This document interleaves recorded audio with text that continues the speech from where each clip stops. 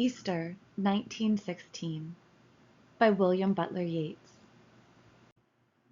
I have met them at close of day, coming with vivid faces from counter or desk among gray 18th century houses. I have passed with a nod of the head or polite meaningless words, or have lingered a while and said polite meaningless words, and thought before I had done of a mocking tale or a jibe to please a companion around the fire at the club, being certain that they and I but lived where motley is worn. All changed, changed utterly, a terrible beauty is born. That woman's days were spent in ignorant goodwill, her nights in argument until her voice grew shrill. What voice more sweet than hers when, young and beautiful, she rode to harriers? This man had kept a school and rode our winged horse. This other, his helper and friend, was coming into his force.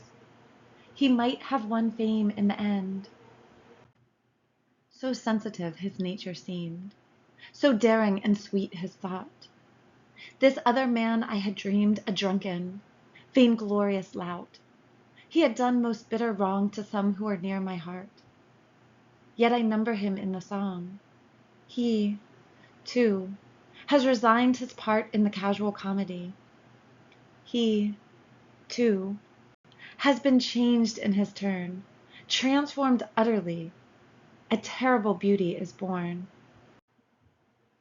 Hearts with one purpose alone through summer and winter seem enchanted to a stone to trouble the living stream.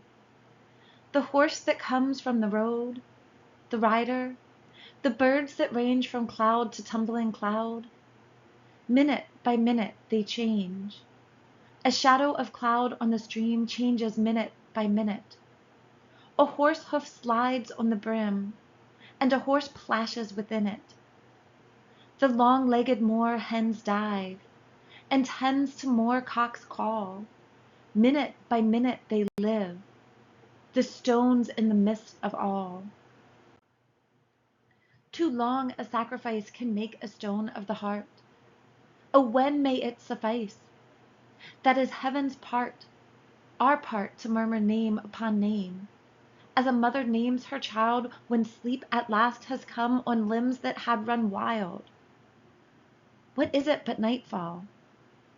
No, no, not night but death. Was it needless death after all? For England may keep faith for all that is done and said. We know their dream, enough to know they dreamed and are dead. And what if excess of love bewildered them till they died? I write it out in a verse. MacDonough and MacBride and Connolly and Pearse, now and in time to be, wherever green is worn, are changed, changed utterly. A terrible beauty is born.